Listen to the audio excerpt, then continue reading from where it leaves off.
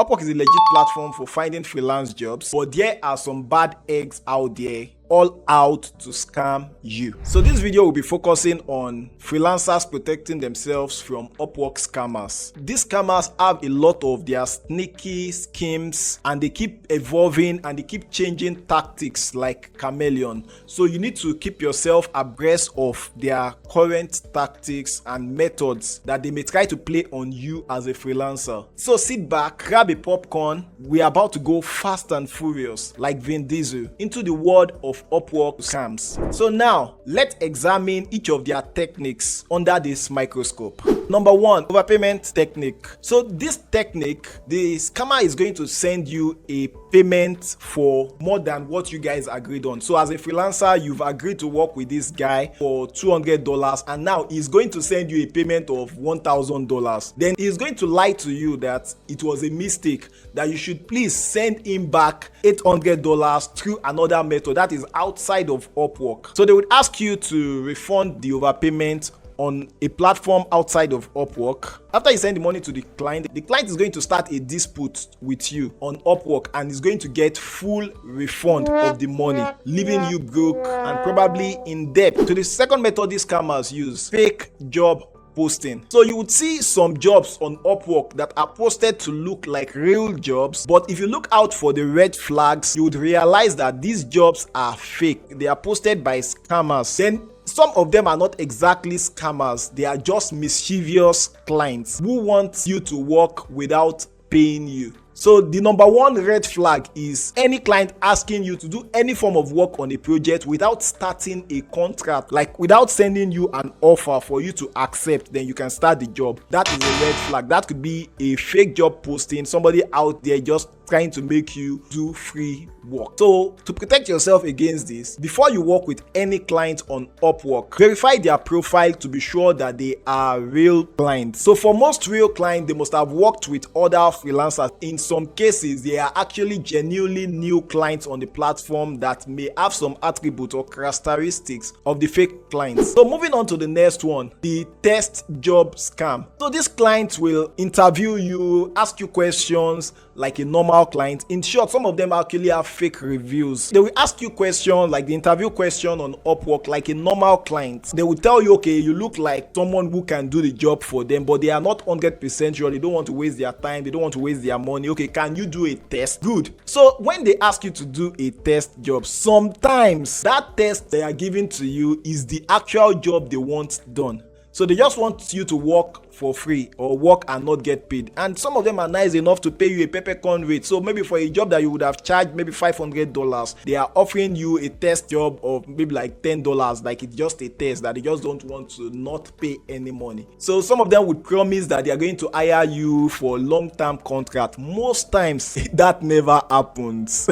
I have experienced one before, but then because I am a video editor, it was easier for me. I did the work. The client had a client, a TikTok influencer. So I edited the TikTok influencer video for the client. But when I sent the video to him, since it's a sample, I don't actually do sample or test projects. If I must, one, it must be paid, or two, I would watermark it. Because I think I just had some free time that day and I was willing to work on the project because I know that even if he doesn't accept it, like I just wanted to try out some of those effects and styles even myself. So it was something I was doing for pleasure, but he has to pay me if he's going to get the value out of it. So I watermarked it, and the client, after receiving the video, he checked it, he said it was good, he would get back to me, and he never got back. Then even in the local parlance, there are people who want you to work for free, then they would promise you exposure. I tell you, after you do the project, you are not going to get any form of exposure. So if somebody is going to make you work maybe like an equity job, yeah, I understand the concept of equity job, there should be a contract backing that up. For example, like you have some people who edit video for YouTubers who say, okay, when you reach this particular threshold, there are even methods you can use to share your earnings from LinkedIn. So you guys should have a system in place. Don't just work for free. The next scam that these guys use is called the phishing scam. This particular scam involved them sending you an email. The email is going to look like it is from Upwork, but I tell you that email is not from Upwork. So when you get an email, especially if you find it suspicious, but note that when it's from scammers, sometimes some of them are so good that it won't look suspicious. So check the sender of the email. Ensure that the domain is upwork.com, or you Google the domain to be confirmed that Upwork actually used that specific domain to send out emails. So if you are old-time freelancer, you probably identify Upwork's email. But for a newbie, you can fall victim of their trap because they send you an email and appear as though the email was sent from Upwork. So they would try to extract information from you. They would create a scenario that would warrant that you share your Upwork information or your other sensitive information with them. They can use it for whatever ulterior motive they want to use it for if you allow them scam you. So that is why I'm revealing their secret here, so that you don't get scammed. So number 5, the shipping scam. So this particular scam is targeted at clients or freelancers that are in first world countries, that are in US, Canada, United Kingdom, and countries like that. So what these particular scammers try to do to you is that they would pose as Upwork clients, and in the course of interaction with you, some of them would even invest or sacrifice some dollars to give you some money, and then they would ask you for a favor, and the favor would be for you to help them receive a package or receive some payment or receive anything whatsoever from someone you don't know. So please avoid this when it is sent to you. So most times, this logistics they are begging you to do for them as a favor, most times it involves illegal or stolen items that they want shipped to you. So if that eventually gets successful, when the police are tracking that particular items, it will be tracked to you. And in many cases, the Upwork account of the client is not a real account. Maybe their profile pictures and other things are not as vetted as that of freelancers. So freelancers, be careful.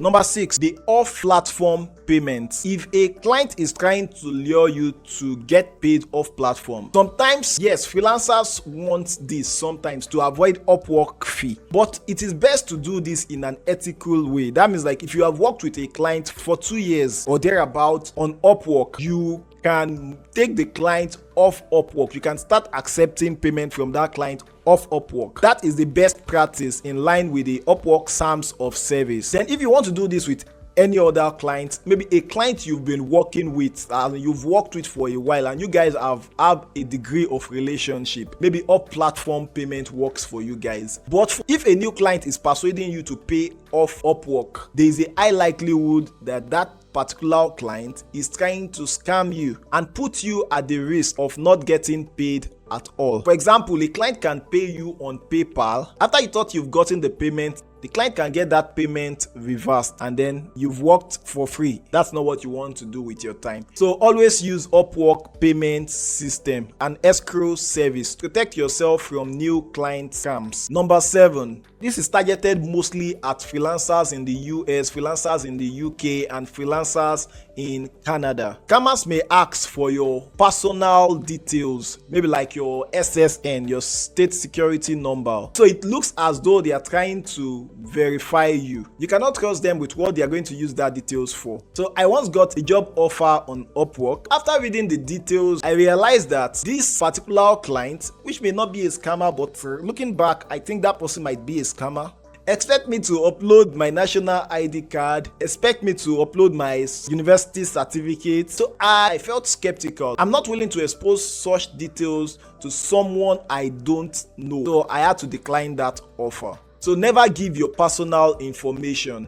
Then report any suspicious activity immediately. Help us keep Upwork clean. Another method scammers can use in attempt to scam you as a freelancer is to ask you to pay for a material or pay for a subscription that is needed for the project. So for example, a client is asking you to make a Shutterstock subscription payment with their own email or with their own details. You need to be wary of that. So they are going to lure you in with maybe like telling you the project is $2,000. To me, when I see some of these their techniques, it looks like something nobody should fall for. So they may ask you to pay for a license, an equipment, or a subscription that is needed for the project. They would promise to reimburse you later.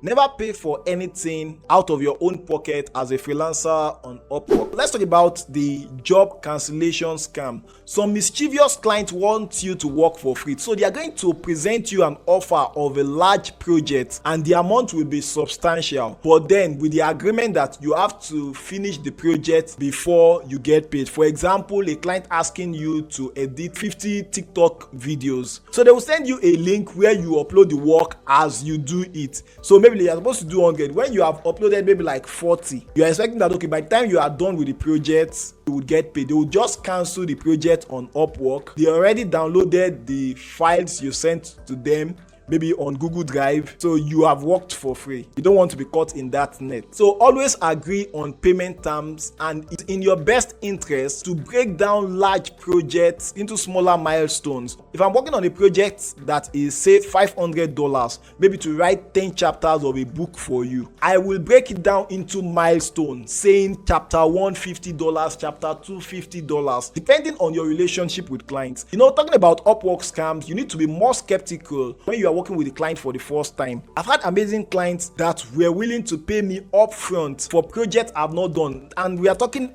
$500 to $1,000 a year. And I eventually delivered the job to them. We've been working together for over 3 years now, and I trust the client trusts me, but yeah, we are professional in our dealings. What I'm trying to say in essence is that most of these are from new clients you are just getting, so be wary of these tactics being played on you by Upwork scammers. Another method with which you can be scammed on Upwork is having a malicious link sent to you. So in the process of your conversation, they are going to send you a link. Once you click on that link, what OTLO means is that it is gone. They might have unauthorized access to your computer. They can extract details like your password from your browser just by clicking on a link. So you need to be conscious and be wary of suspicious links. So another thing they do to cover up these links is using link shortening services. So when somebody sends you a link that is maybe like a bit.ly link or a bit.link link, so you might want to copy that link. If somebody sends you a link and you think the link is suspicious,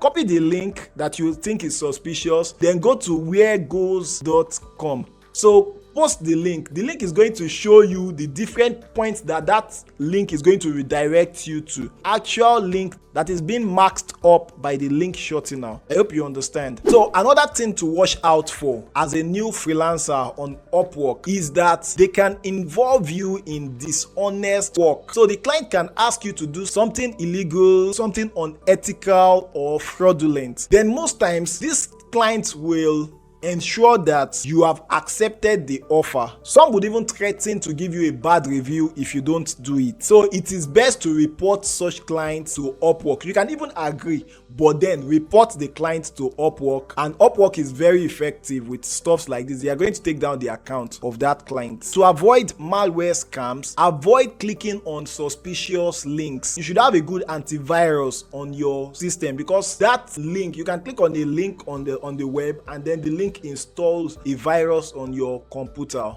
Then always update your antivirus if you already have one. So unethical works include writing fake reviews. They might ask you to create an account for them. So for example, if you are in the US, a client can hire you on Upwork maybe as a virtual assistant, and then they would ask you to create an account maybe on Stripe. You should start feeling suspicious. You're about to get scammed. So they might ask you to hack a website. So this can get you in trouble on Upwork. Or they might give you some services, like services that are given to freelancers on the dark web. For example, you creating a fake passport. So those are jobs that can get you in trouble on Upwork. It will surprise you that there are dedicated platforms for those kind of services. So the last one I'm going to talk about here is the account sharing scam. If you are in a third world country, you may never experience this. Then you may. It's good you just know. This is majorly targeted at freelancers in the US, freelancers in the UK, and then freelancers in countries like Canada, Poland, Netherlands, Germany, as in first world countries. This particular one is very common on Fiverr, where the person you assume to be a client will send you a link to a Google Doc or whatever form of document outside of the platform, and they would attach an information there persuading you to share your Upwork account or share your Fiverr account with them. That means that they would use your Upwork account, your Fiverr account to get jobs, or your freelancer.com account to be getting jobs, and they will give you a share. It's best not to fall for that, because you can't really trust that they would even give you any commission, one. Then two, that they would not get you locked out of your account permanently. You know, our Upwork account, our Fiverr account, our freelancer.com accounts are honeypots for many of us, and it took us many years of hard work to build the reputation we have on these platforms. Then don't forget, hit the like button on this video, and if you have not subscribed to this channel, I share many valuable content, from how to write your Upwork proposals, how to ensure your Upwork profile is top-notch and irresistible for clients, and every other thing you need to know about Upwork I share on this platform. And this platform is not limited to just Upwork. As we go on, I will be sharing some financial tips and money management tips that you need to know as a freelancer. So as a freelancer, we should be very vigilant on Upwork, on Fiverr, on freelancer.com, on TopTar, or any other freelance platform we use, because in as much as these platforms are 100% legitimate,